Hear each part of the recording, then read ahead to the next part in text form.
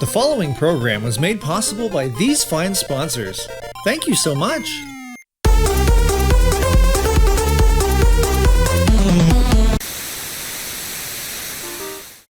Ooh baby, it's Shmuptember!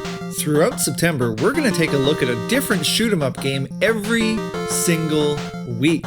This is week number 4, and at this point, I think you'll agree we've seen some interesting things so far. But the month's not over yet.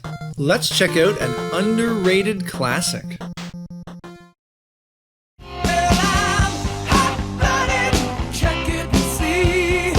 This week's game is Axelay. What kind of a name is that? Meet Axelay. Axelay is a 1992 shooter for the Super Nintendo Entertainment System, the SNES.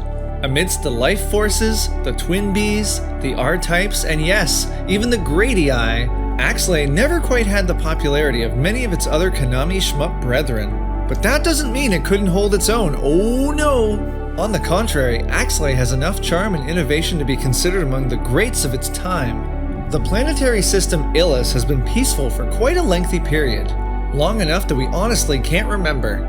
But that peace is coming to an end as the Armada of Annihilation begins overtaking planets within Illis, such as Corliss, a planet very similar to our Earth. We can't be having that, nuh-uh! Apparently, only one fighter is capable of destroying the Armada, the D117B Axelay. Quality name, quality game. One thing that sets Axelay apart is that, if you ask whether it's a vertical or horizontal shooter, the answer is yes. It's both, alternating between vertical and horizontal action from stage to stage. But it's the vertical stages that most players will remember best from Axelay. Konami had mastered much of the Super Nintendo's impressive capabilities at the time, so you could get stages that look like this, where the background literally appears to be rolling underneath you. Few games of its time performed this trick well, but Axelay brings the goods, creating this neato 3D-o effecto.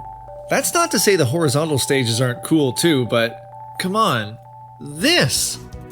Another aspect different from other shooters is that, at the start of each stage, you get to choose 3 weapons to equip Axelay with. As you progress through the video game, more weapon add-ons become available for you to pick and equip between stages, making you the ultimate powerhouse. Oh wait, you can still die. Taking a hit doesn't cause you to lose a life. Instead, the equipped weapon is disabled, and you can either switch to a different one, or go on using a pathetic little pea shooter.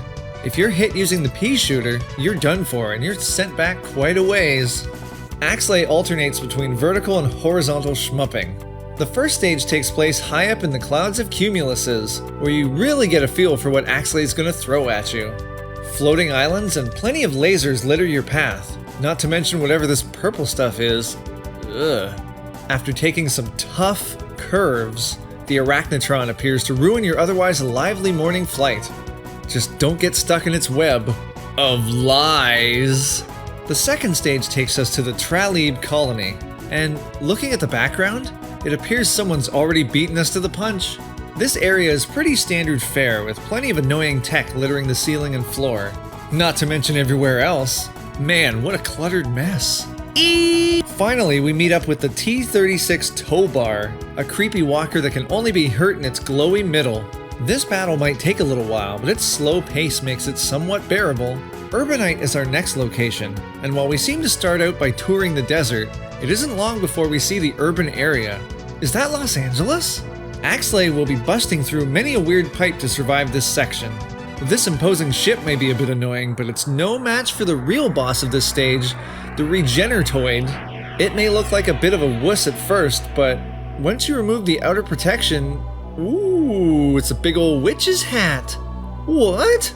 Blast its many cannons and it will transform again into another formidable beast. Woo! Stage 4 is the nasty cavern where Axelay will finally get the opportunity to submerge under some planktony brine. There are plenty of unpleasant creatures down here, but they're no match for me, wah-hey! This area may be a non-stop cacophony of junk flying at you, but that just toughens you up for Aquadon, the crusty crustacean that keeps on firing electricity at incessant enemies alike. It's best to bomb this fella, but in the meanwhile, he'll be keeping you company for quite some time. The Sector 3 lava planet delivers some retina-prickling graphics, as well as some rad 3D effects courtesy of these diving worms. You'll soon discover the remnants of an abandoned factory, now inhabited by plenty of irritating flying robots capable of burning your nose hairs from a distance. After clearing the threat of toasty flumage, Whaler awaits, and he's a very imposing and remarkable lava villain indeed. Look at this ugly dude. Melt away his torso covering to reveal his weak spot, and he'll become but a molten memory. After the lava area, it's time for the Armada to bring the heat. There's no time to chill as you effectively work to destroy many ships in their endless barrage of smaller ships and projectiles alike. Entering the mothership, we're greeted by many members of the Unwelcome Wagon, all leading to the grand finale, the leader of the aliens, Vanian. As expected, it's big and annoying. Taking out its initial plasma cannons leads to far more chaos, and eventually the exposure of its softer inner core. That's the good stuff we're after. Taking that out means we're finished, right? Wrong! Vanian won't give up without a fight as the mothership faces near immediate destruction. Chase him down and blast him to bits!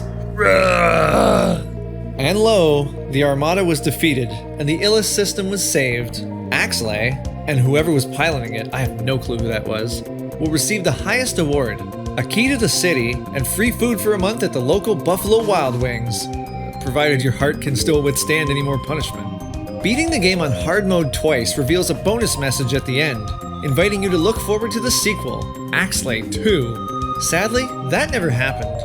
Many of the people behind Axelay and several other popular Super Nintendo games by Konami left the company and formed a new development team called Treasure, going on to create such memorable games as Gunstar Heroes, Ikaruga, and Wario World.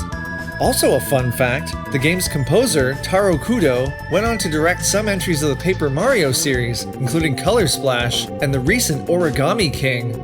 Relevant! Thanks for watching. Be sure to catch the rest of the episodes of Shmuptember. Also, like this video and subscribe to the channel, or, well, something bad will happen. Like you'll be barraged with bad episodes in Schlocktober or something.